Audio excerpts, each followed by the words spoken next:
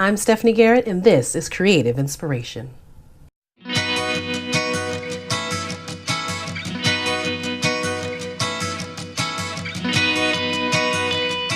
Hey guys, in this video we're going to go over some tools you need to get started making jewelry. Now, one of the first things you should probably do is decide, what type of jewelry you want to make. Do you want to start making earrings, necklaces, bracelets, rings? And that should determine the sort of tools you're going to need in your arsenal. Now, if you want to say, well, I want to make it all, well, you're probably going to need all the tools to get you started. And then you can just start with the basic few, and then you can sort of build on it because it can get expensive.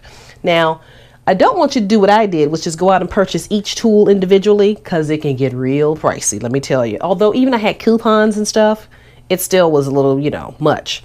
Now they have the actual toolkits that you can order, say, off Amazon or some of the other websites that, everything comes in one kit. And it can range in price. Some of them can be a little pricey depending on what's in there. I saw one on Amazon the other day, it was like $150. So it just depends on sort of the idea of what it is you want to make, okay?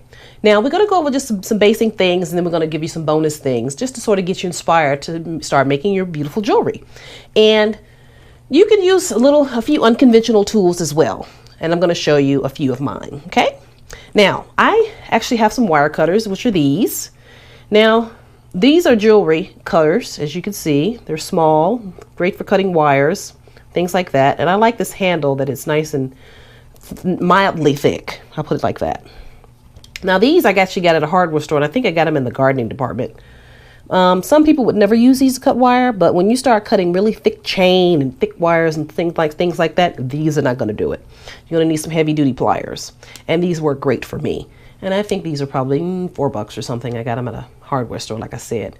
And I like that they have this big thick handle here, and they're great because I had some chain recently that was so hard that there was no way I was going to be able to cut it with this, and this worked perfectly. So that's just something to keep in mind, to have when you start designing your projects, okay?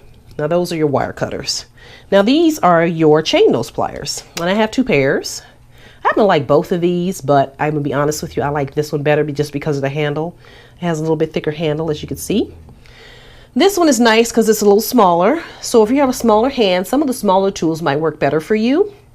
And if you have a bigger hand, a medium hand, something like that, some of the thicker handles may work better.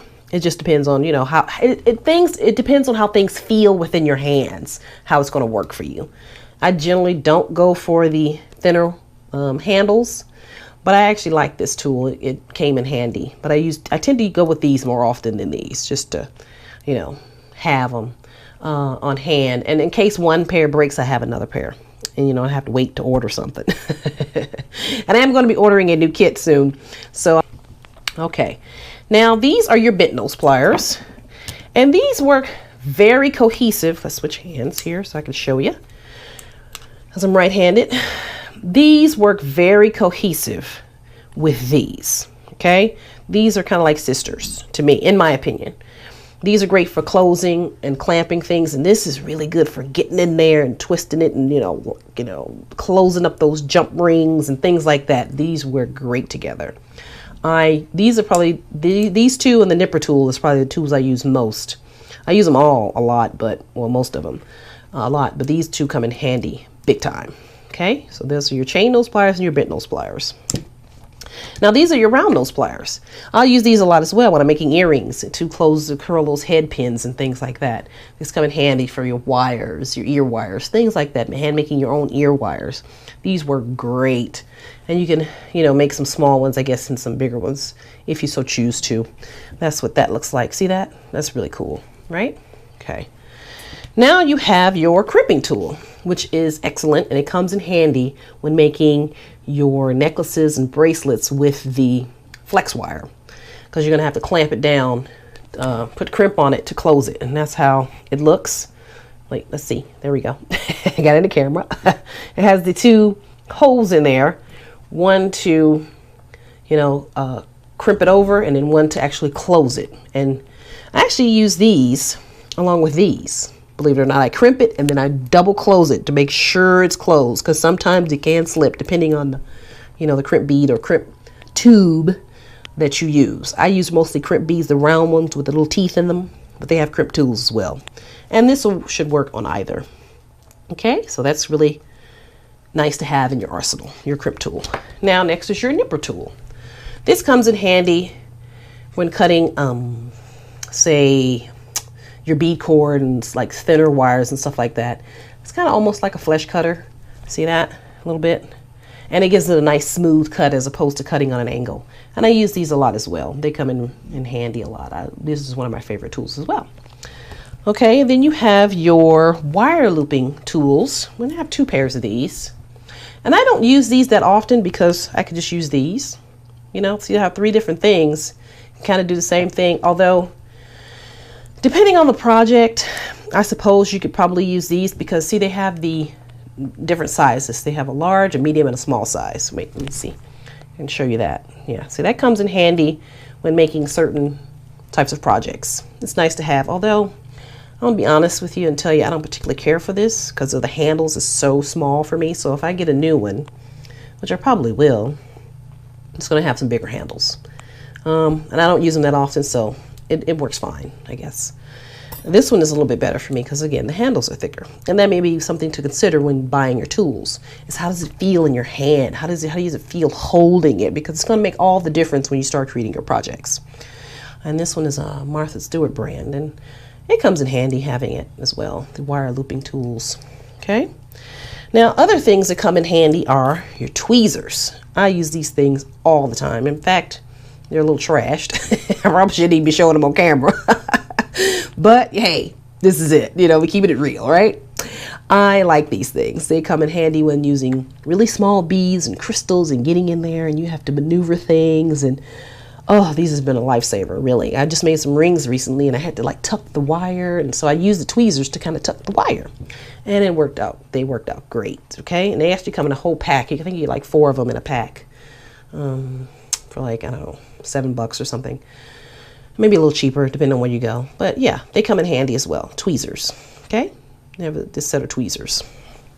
Now, next are your crafting shears, which come in handy for cutting plastic cord and yarn and things like that. And also if you sew, like I do, as you can see, Miss Lola here, she's back there. She's liking her outfit today. I don't know if she's digging her necklace with the outfit, but she ain't saying much, so we're gonna leave her alone. But she looks fabulous, doesn't she? So yeah, these come in handy when you're sewing or, you know, having little projects that you need some, you know, little crafting shears. They actually come in a smaller size. I just saw in a store.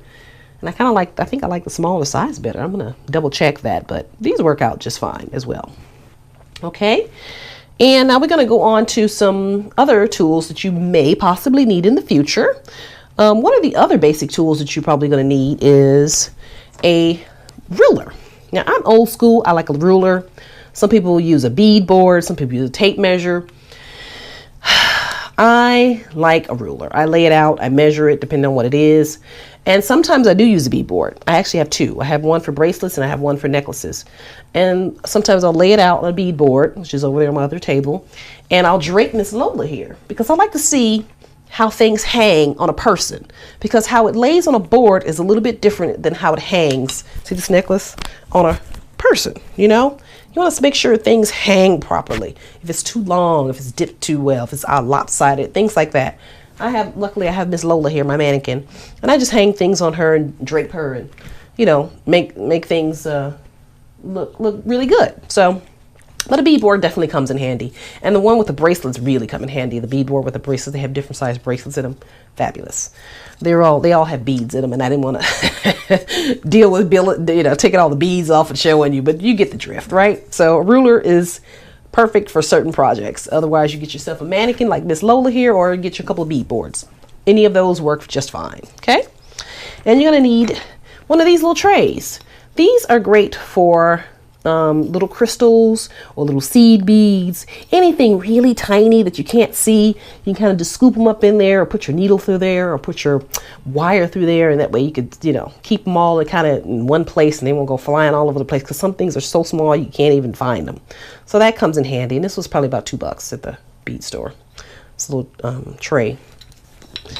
And let's see. Oh, I got a riveting set here that I think can come in handy if you are making leather cuffs and belts and bags and things like that. That all sort of falls under the umbrella of crafting and making things. But I would probably use this on a leather cuff, and I made a few fabulous leather cuffs. Actually, I wore one during the holidays and lost it. So somebody in Chicago has a fabulous crystal cuff leather bracelet, honey. You enjoy that, because I sure do miss it. It was one of a kind too. Oh, I lost it. I know, I'm sad. But I'm going to make another one, and the other one's going to be much better than that. How you doing, right? So anyway, I got some rivets, and you know, I'm going to eventually use this. I haven't used this yet. It was about $12, but it's nice to have on hand, because in case you do get a burst of inspiration and you do want to make a leather cuff, and you do say want to, you know, design a bag or a belt or something, you already have your products on hand, because sometimes ordering things or driving out to get it can be such a hassle.